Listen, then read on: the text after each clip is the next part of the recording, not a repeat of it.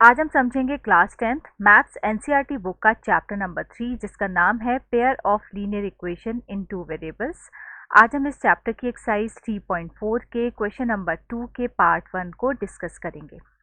Question number 2 में हमें statement की फॉर्म में कुछ प्रॉब्लम्स गिवन है। हमें इन प्रॉब्लम्स को सॉल्व करना है और लीनियर इक्वेशंस बनानी है और उन इक्वेशंस के हमें सॉल्यूशंस निकालने हैं एलिमिनेशन मेथड से। यानी जो भी हम इक्वेशंस बनाएंगे उनको हम एलिमिनेशन मेथड से सॉल्व करेंगे। इस क्वेश्चन में हमें देखिए ब्रैकेट के अंदर एक और चीज़ गिवन है कि हमें सॉल्यूशन तभी निकालने हैं जब वो दोनों इक्वेशंस एग्जिस्ट करें। एग्जिस्ट करने का मतलब होता है कि लीनियर इक्वेशंस को ग्राफ पे रिप्रेजेंट करने पर या तो वो एक दूसरे को इस तरह से एक कॉमन पॉइंट पे कट करें या फिर वो एक दूसरे के ऊपर लाई करें।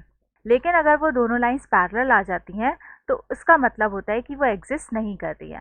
तो इट मीन्स अगर लाइंस पैरेलल हैं तो हमें उनके सॉल्यूशंस नहीं निकालने हैं। हमें सॉल्यूशन तभी निकालने हैं जब वो लाइन किसी एक पॉइंट पे कट करें यानी कि इंटरसेक्ट करें या फिर एक के ऊपर एक लाई करें। क्वेश्चन नंबर 2 में टोटल 5 पार्ट्स हैं। इस वीडियो में हम पार्ट 1 को सॉल्व करेंगे और ये जो रिमेनिंग सेकंड से लेके 5th तक जो पार्ट्स हैं इनको हम आगे आने वाली वीडियोस में सॉल्व करेंगे। क्वेश्चन नंबर 2 के फर्स्ट पार्ट में हमें दो कंडीशंस गिवन है। इन दोनों कंडीशन का यूज करके हम दो लीनियर इक्वेशंस बनाएंगे और फिर उन्हें सॉल्व करेंगे। तो देखिए फर्स्ट कंडीशन में हमें बताया गया है कि एक फ्रैक्शन है।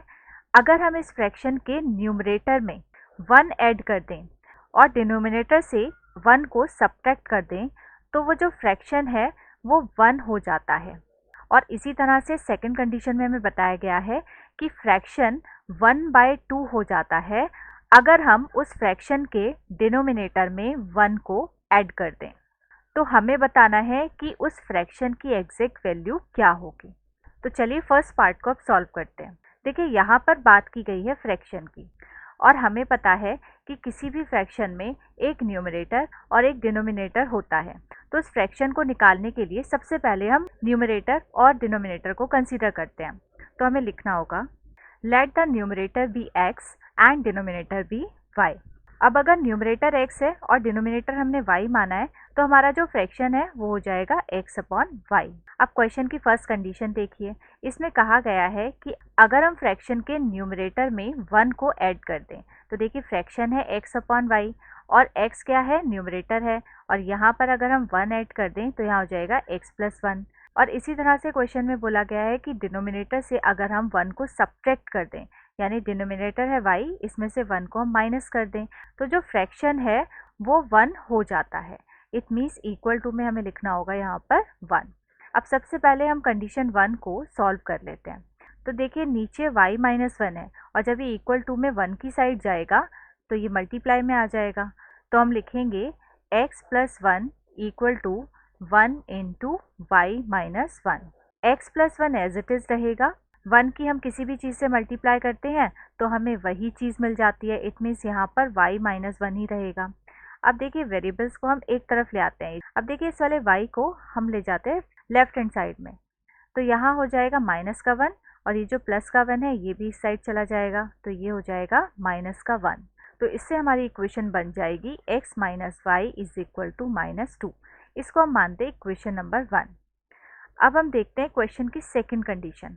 सेकंड कंडीशन में हमसे कहा गया है कि अगर हम 1 ऐड कर दें डिनोमिनेटर में तो फ्रैक्शन हो जाता है 1/2। तो देखिए फ्रैक्शन है हमारे पास x/y और y है डिनोमिनेटर। इस डिनोमिनेटर में हम 1 ऐड कर देते हैं तो ये इक्वल हो जाएगा 1/2 के। इसको हम थोड़ा सिंपल फॉर्म में चेंज कर लेते हैं।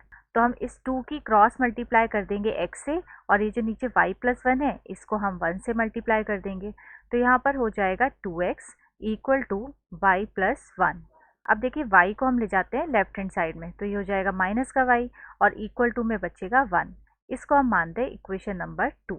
अब ये जो दो इक्वेशंस हमें मिली हैं इन दोनों इक्वेशन को हमें सॉल्व करना है एलिमिनेशन मेथड से। तो हम लिखेंगे बाय एलिमिनेशन मेथड। एलिमिनेशन का मतलब होता है किसी भी एक वेरिएबल को एलिमिनेट करना यानी कि हटाना और दूसरे वेरिएबल की वैल्यू को फाइंड करना। तो अगर आप इक्वेशन 1 और इक्वेशन 2 को ध्यान से देखें तो यहाँ पे जो y वेरिएबल है इन दोनों इक्वेशंस में ऑलरेडी इक्वल है। यानी कि फर्स्ट इक्वेशन में यहाँ पर भी y है और सेकंड इक्वेशन में यहाँ पर भी y है। और इस y वेरिएबल के अगर आप साइन देखें तो ये दोनों साइन नेगेटिव में है, यानी ऊपर भी माइनस का साइन है और नीचे भी माइनस का साइन है। तो वेरिएबल्स इक्वल हैं और साइन यहाँ पर सेम है। तो जब भी वेरिएबल इक्वल हो जाते हैं और साइन सेम होते हैं तो उस कंडीशन में हमें इक्वेशन को सबट्रैक्ट करना होता है। तो हम लिखेंगे सबट्रैक्टिंग इक्वेशन 1 एंड 2। अब इक्वेशन 1 एंड 2 को हम फिर से नोट कर लेते हैं। तो देखिए फर्स्ट इक्वेशन है x minus y is equal to minus का 2 और सेकेंड इक्वेशन है 2x minus y equal to 1। अब सबट्रैक्ट जब भी करते हैं तो जो नीचे वाली इक्वेशन है इसके साइन चेंज कर देते हैं। तो देखिए यहाँ पर 2x है प्लस का, तो इसका साइन चेंज करेंगे, ये हो गया माइनस का। और देखिए यहाँ y है माइनस का, इसका साइन हम चेंज कर देंगे तो ये हो जाएगा प्लस का। इसी तरह से 1 का जो साइन है वो प्लस का है, तो इसको हमने चेंज कर दिया, ये हो गया माइनस का। अब देखिए माइनस के y से हम ये प्लस वाला y कैंसिल कर सकते हैं और यहाँ x और 2x को हमें माइनस करना होगा। तो x और 2x को माइनस करने पे बचेगा माइनस का x।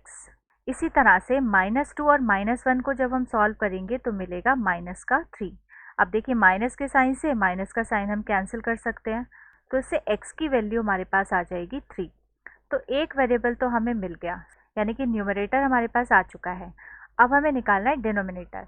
तो इसके लिए हम इक्वेशन 1 या इक्वेशन 2 किसी भी एक इक्वेशन का यूज़ कर सकते हैं।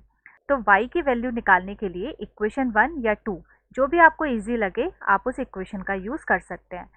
सपोज हम इक्वेशन नंबर 1 लेते हैं, तो हम लिखेंगे फ्रॉम इक्वेशन 1। इक्वेशन 1 है हमारे पास x minus y equal to -2। अब इस x के प्लेस पे हम 3 पुट कर देंगे क्योंकि x की वैल्यू 3 है।